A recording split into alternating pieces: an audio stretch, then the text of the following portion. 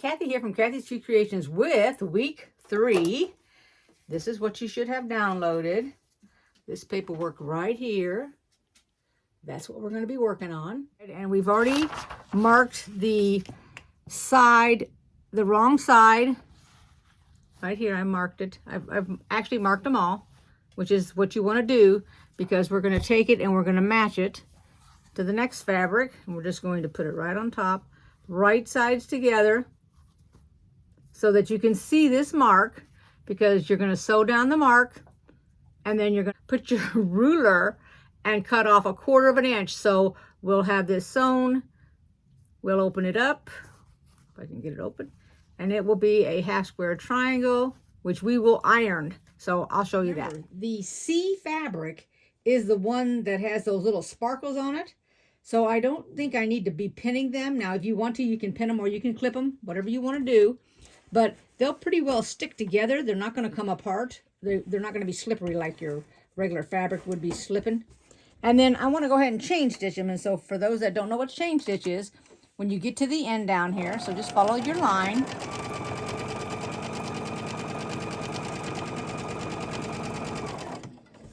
And then meet your other one up there. I always give it just a little bit of a gap off the edge there. And then just start coming right on to the next one. Just take your time when you come on so that it doesn't try to go down in the side, the hole that's on your plate here. All right, and we'll just do one right after the other till they're all 12 done. Go ahead and do that, and then I'm going to show you how we're going to cut them. I don't think I need to show you how to iron them. If you guys ever need me to show you how to iron something, please mention it in the comments, and I will. Otherwise, go ahead and finish yours up, and then I'll show you how to cut them. Well, I'm marking these little 2.5 inch triangles diagonally. You need all of them. So you're going to need the 2 different colors. We're going to put the D squares, which are the 4.5 by 4.5 right there. And we're going to put the A's, which are these light blue. I shouldn't say light blue. I should say darker than that blue. And then the white ones we're going to put on the bottom. So we're going to put 2 on the top and 2 on the bottom. There, it's called snowballing. But while I'm doing this, I wanted to come back and tell you real quick that when you get done doing these half square triangles and you iron them out, if they are bigger than 4.5 inches, you need to cut them down. But none of mine are bigger than 4.5.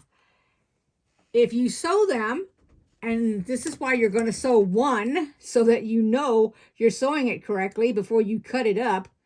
Go ahead and sew one when you get done with it. Before you've cut off the edge, open it up and measure it. If it is not measuring 4.5, then instead of using 1/4 inch, go a little bit smaller when you put your seam in it and sew it together and make it 1/8 inch. Because if you get it smaller than your 4.5 inch square when you're totally finished with it, then you're going to be in trouble because you can't match up your blocks. I'm just coming back to you because mine happened to come out 4.5, but if mine are coming out 4.5, yours could possibly come out 4.25 or 4, and you're not going to be able to stretch those to make them bigger. Then when you're done with that, you want to go ahead and you want to mark all these little bitty squares. I did create, based on my half square triangles, if you guys have been watching me, you know that I made another smaller half square triangle with those. I'll pull up one right here off the ironing board and show you how it turned out. And it is quite a size for a block, so you're not losing out. So this is the size that I got after I cut this. This is the excess of this. When I sewed this, all I did was I sewed it on the line. I marked 1/4 inch. I put another sewing line, which was this one, because they go like this. All right, when they're connected together. So those two go together like that. Then when you cut them in half, you end up with a little bitty smaller one. I mean, it's bigger than 2.5 inches. So you end up with 2. So these, I have 2 boxes filled with a whole variety of sizes of half square triangles. And you can make I mean, based on what I have in my boxes over here, I could probably make an entire quilt on nothing but half square triangles. I can make star blocks. I can make all kinds of blocks. But I'm setting it aside for a rainy day so that I'll have extras to make. But like I said, You don't have to do that. Lots of people just throw their fabrics away, or they give them to their friends, their family, whoever wants them, somebody that's in their little circle of friends. But like I said, I always take mine and always make more half square triangles just so I have them, because I kind of collect a whole bunch of half square triangles. Anyway, go ahead and mark all of these little pieces of fabric, and then we will sew all them together, and then we'll build our block. I'm not going to use any pins. Actually, I don't think my fabric is big enough to be scooting around. I got both my hands on it, so.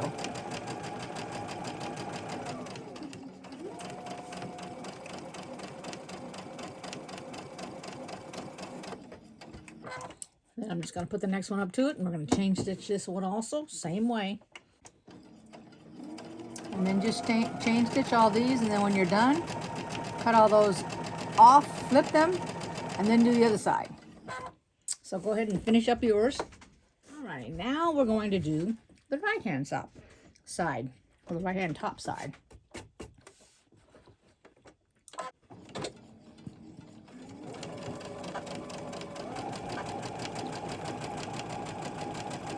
And remember, when you start off, you want to go real slow so that you don't accidentally get your fabric jammed, because you're on 2 layers, excuse me.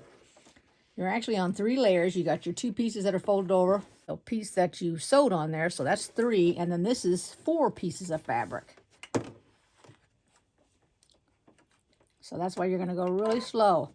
Put your presser foot down first so it holds your fabric down, and then just slowly go on it. There we go.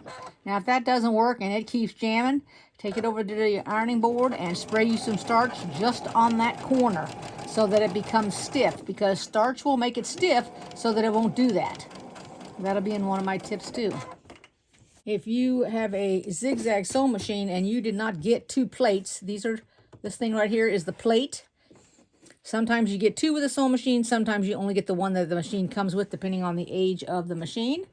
And if that's the case, and you've only got the zigzag part, that's the ones that normally jam down in there, not the ones with the little circle for the straight stitch only machines. I mean, your fabric would have to be really, really flimsy to go down that teeny weeny little hole. Just saying. All right, so just continue until we're done with that, and we'll iron them all open, and then we'll start on the bottom. All right, we're going to do the same thing. The only difference is we're going to be doing on the opposite direction. We're using our white blocks, or whatever color you've chosen, white or cream.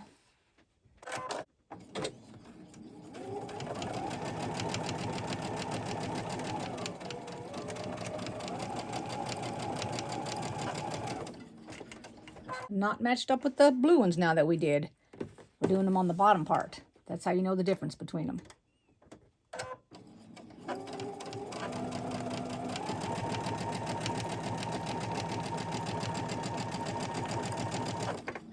And we're just going to chain stitch all of them. And when you get them all finished, we're going to cut the edges off just like we did before we do the very next square on the right-hand side.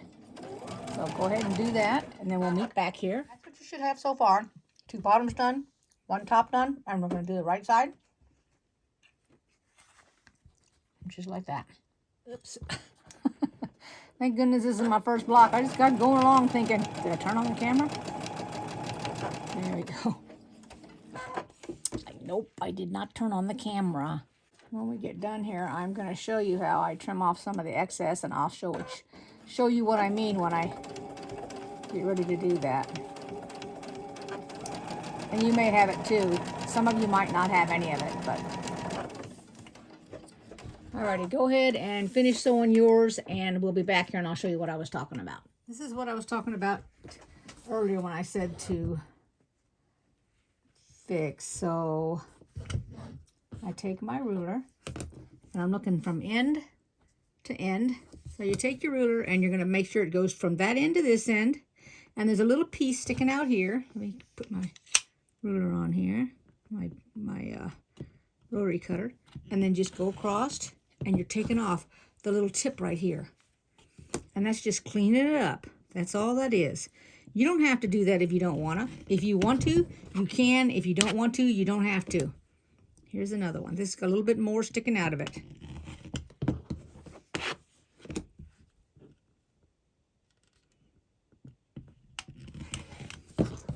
Oops, I didn't quite get that off right there. There you go. And then it's all nice and straight. But like I said, you don't have to do that if you don't want to. And that's what it looks like when it's finished. You've cleaned it all up, all the edges. This is what it looks like laid out. I'm going to make 2, then I'm going to come back and make 1 for you. Not 1 for you, 1 with you. I did the 2, so what we're going to do is we're going to do the top row, then this row, the bottom, because these are the easiest ones because they've only got 1 spot to mark, where you have 2 here.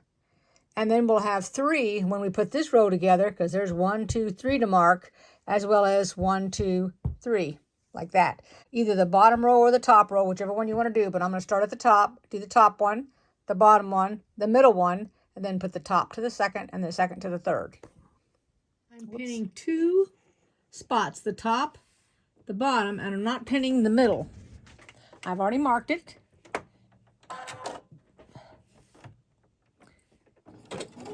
I'm just going to come up to my pin, pull it out. And then I'm just going to come up and watch where I've got to cross and take my time, because that's a lot of bulk. And if you feel more comfortable using a larger stitch when you go across that, just to make sure you didn't take that tip, then that's what you'll do, and then you can go back over it. Now I'm going to take this off and I'm going to put the next piece on it. Keeping in mind the white piece goes at the bottom. You won't go wrong if you've got that in your mind.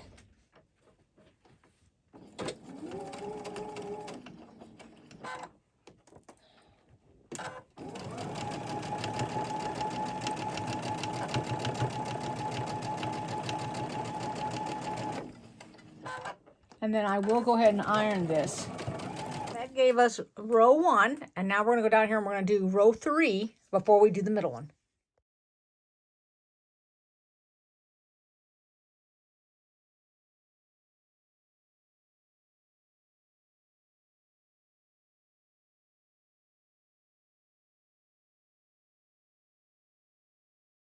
Right now the bottom row's done. So what we're going to do with this one here is we're going to take it and we're going to mark it.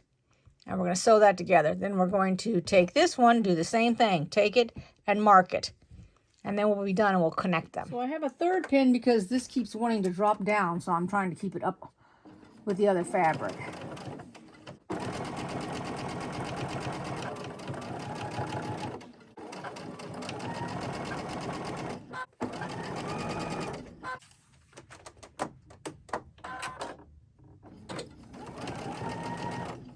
The third piece of the puzzle. Now, although I'm not ironing between each one of these blocks that I'm putting on, I am checking to make sure I didn't get rid of my tips by accident. I marked, flipped it over upside down, nestled this end and this end. This is the part that's marked right here.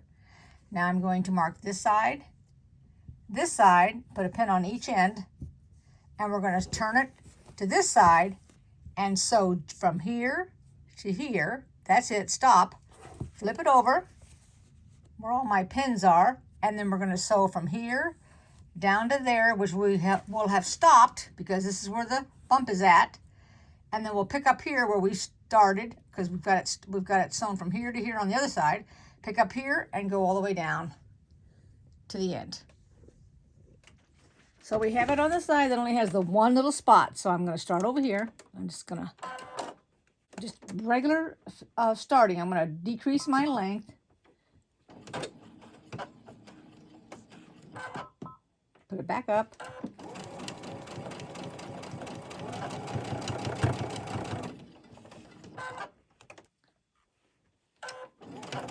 Decrease my length again. And then I'm going to go back up, break the thread, flip the whole thing over, and start at the top up here. What I'm calling the top.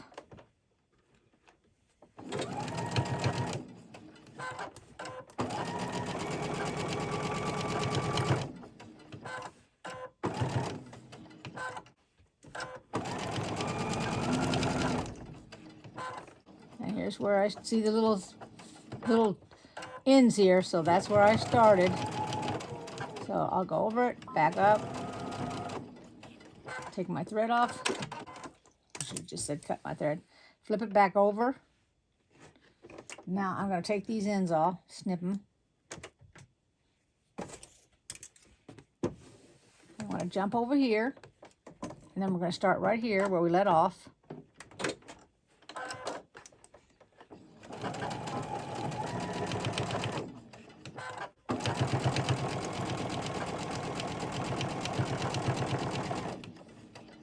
Fabric flipped over on me here, so I got a little bit of a bump.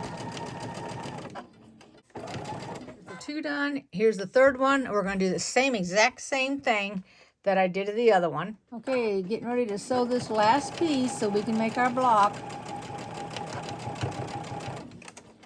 I just looked at my camera and it was on photo. I sure hope I got that last shot in there. Hopefully it just did that.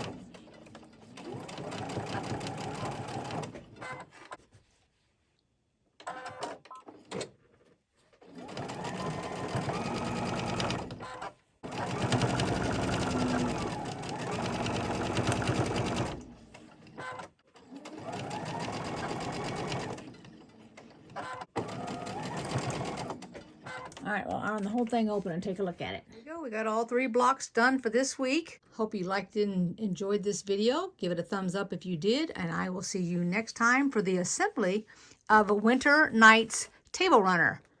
Give me a thumbs up, make a comment, subscribe if you would like, and I will see you next time. So next Monday is the final Winter's Night table runner completed. Take care, everybody. Thanks for watching. Bye-bye.